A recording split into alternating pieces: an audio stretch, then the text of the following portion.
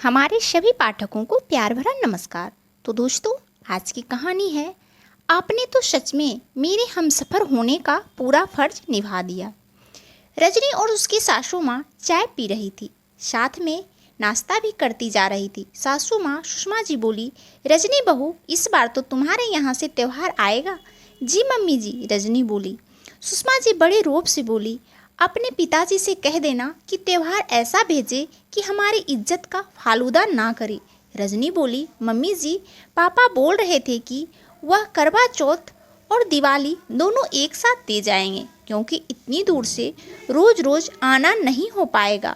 ग्वालियर से बेंगलोर आना कोई आसान तो नहीं है।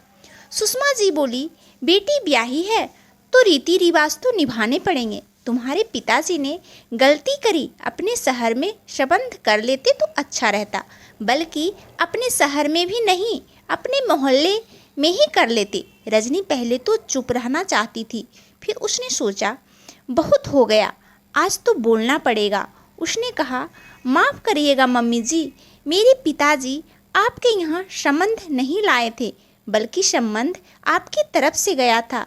आपके बेटे को मैं पसंद आ गई थी। जब भोपाल में मेरी बुआ के यहाँ शादी में हम लोग मिले थे, मेरे पापा तो बिल्कुल तैयार नहीं थे इतने दूर संबंध करने के लिए, लेकिन आप लोगों ने तब यही कहा था, आपकी बेटी मेरी बेटी है दिवाकर जी, आप बिल्कुल चिंता मत करो, कभी शिकायत का मौका नहीं मिलेगा। और आज आप शिकायत पर शिकायत करती जा रही हैं। देखिए मम्मी जी, मेरे पापा अपनी हैसियत के हिसाब से त्यौहार भेजेंगे, आपकी हैसियत के हिसाब से नहीं। सुषमा जी बोली, रजनी, तुम्हारी जुबान तो 6 इंच लंबी हो गई है, वैसे सवाल जवाब कर रही हो मेरे से। क्या तुम्हारे माँ बाप ने यही संस्कार दिए थे? अब रजनी आंखों में आंसू लेकर चुपचाप उठकर अपने कमरे में चली आई और अंदर बैठकर फूट फूट कर रोने लगी। वह सोच रही थी, हाथी के दांत खाने के कुछ और थे और दिखाने की कुछ और। जब शादी करनी थी तो इन लोगों ने कितना अच्छे से व्यवहार किया था, और आज ताना मारने में नहीं चूकती। हर समय उसे किसी न किसी बात पर सुना दिया जाता है। तभी रजनी की मम्मी का फ़ोन आया, बिटिया, तुम्हारे पापा यहाँ से 8 बजे तारीख को निकल रहे हैं, 10 को पहुँच जाएंगे और फिर रात में वापस लौट लेंगे। तभी नीरज, रजनी के पतिदेव, अंदर आ गए और बोले, किससे बातें हो रही है रजनी?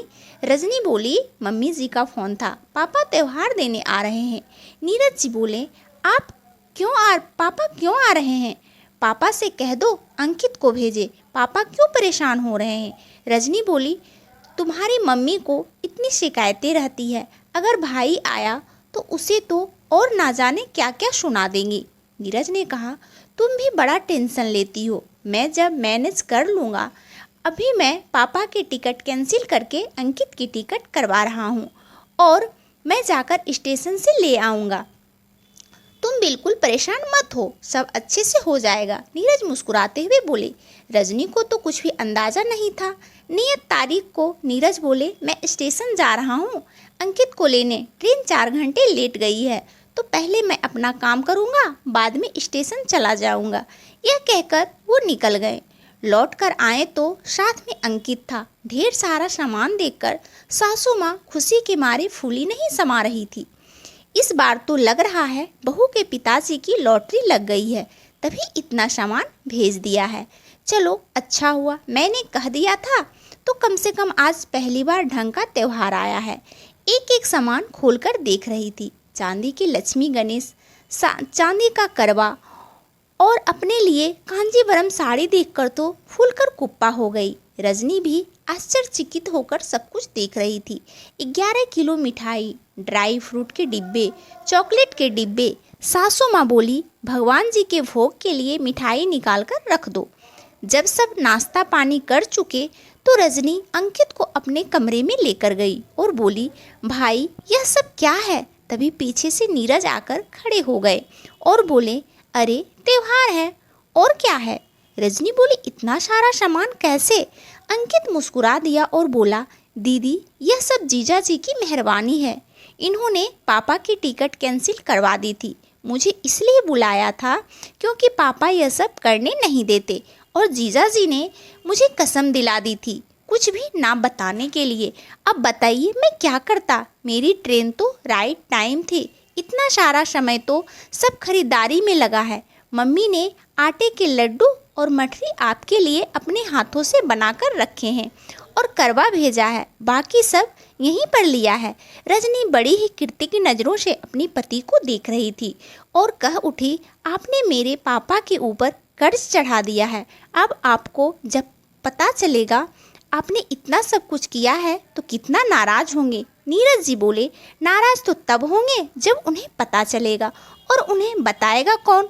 ना तुम ना अंकित। देखो सब खुश हैं, तुम्हारी सासू माँ भी बहुत खुश है, मैं भी खुश हूँ और अब तुम भी खुश हो जाओ। मैंने तुम्हें पसंद किया था तो फिर तुम्हारी आंखों में आंसू कैसे आने दूंगा। मैंने तुमसे कहा था ना, तुम मेरा विश्वास रखो। मैं जितने अपनेपन से तुमको अपने घर से लेकर जा रहा हूँ उतनी ही खुशी और उतना ही प्यार मैं तुम्हें जीवन भर दूंगा। तो आज सिर्फ कुछ पैसों के लिए मैं तुम्हारी आंखों में आंसू कैसे आने देता। मैंने वादा किया था तुमसे तो वादा तो निभाऊंगा ना। रजनी उठकर नीरज के गले लग गई और बोली, आपने तो सच में मेरे हमसफर होने का पूरा फर्ज निभा दिया। ईश्वर का लाख लाख धन्यवाद मुझे ऐसा जीवन साथी देने के लिए। तो दोस्तों, आपको ये कहानी कैसी लगी हमें कमेंट करके ज़रूर बताइएगा, और कहानी अच्छी लगे तो इस कहानी को लाइक और चैनल को सब्सक्राइब ज़रूर से ज़रूर कर दीजिएगा। और आप सब अपने जीवन में खुश रहें, मस्त रहें, यही भगवान से प्रार्थना है। आप सबका दिन शुभ हो, मंगलमय हो। धन्यवाद दोस्तों।